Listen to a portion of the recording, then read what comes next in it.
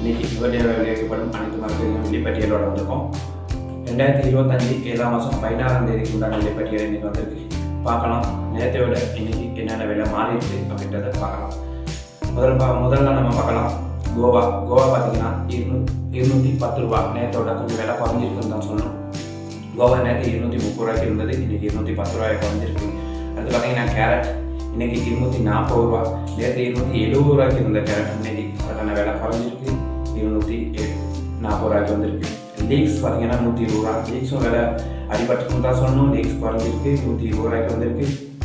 அடுத்து ராபு 80 ரூபா. ஸோ ராபு இன்றைக்கி விலை குறைஞ்சிருக்கு, நேரத்தோட ஒரு 10 ரூபா குறைஞ்சிருக்கு. அடுத்தது பார்த்தீங்கன்னா பீட்ரூட் 120 ரூபா ஒரு கிலோ. கட் பீட்ரூட் கொலை இல்லாமல் பார்த்தீங்கன்னா 150 ரூபாய்க்கு போய்கிட்டு இருக்கு. அடுத்தது கிழங்கு ஸ்ரீலங்கன் உருளைக்கிழங்கு 300 ரூபா போகுது. அதே சிவப்பு உருளைக்கிழங்கு வந்து 320 ரூபா போய்கிட்டு இருக்கு. நேற்று 330 ரூபாய்க்கு போச்சு, இன்றைக்கி அதில் ஒரு 10 ரூபா குறைஞ்சிட்டு தான் சொல்லணும். நூற்கோல் 90 ரூபா, அதில் எந்த மாற்றமே இருக்கலை. குடைமிளகாய் பார்த்தீங்கன்னா 1300 ரூபா போகுது. சிவப்பு கலர் வந்து மஞ்சள் கலர் வந்து 1200 ரூபா போகுது. பச்சை வந்து பழம் மாதிரியாக 900 ரூபா போய்கிட்டு இருக்கு. இதில் எந்த மாற்றமே வரல. அது பாசில் பார்த்தீங்கன்னா கிலோ 700 ரூபா ஒரு கிலோ.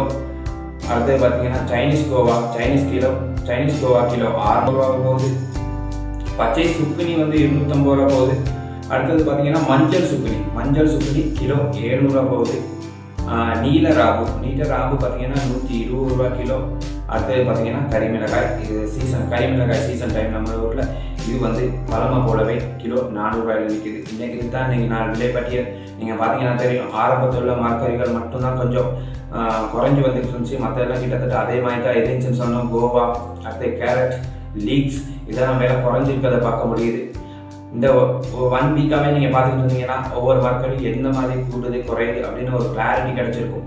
இது இந்த சேனலை ஒவ்வொரு நாளும் நீங்கள் பார்க்குறீங்கன்னா உங்களோட மரக்கறியை நீங்கள் எல்லாமே எவ்வளவுக்கு கலட்டணும், எந்த நேரத்தில் எந்த டைமில் கலட்டணும் அப்படின்றது உங்களுக்கு நல்லா புரியும் அப்படின்னு நினைக்கிறேன். ஆனால் நீங்கள் இந்த சேனல் தேவையாக இருந்தால் சப்ஸ்கிரைப் பண்ணி வைங்க. ஒவ்வொரு நாள் நான் போடுற விலைப்பட்டிகளும் உங்களுக்கு வந்து சேரும்.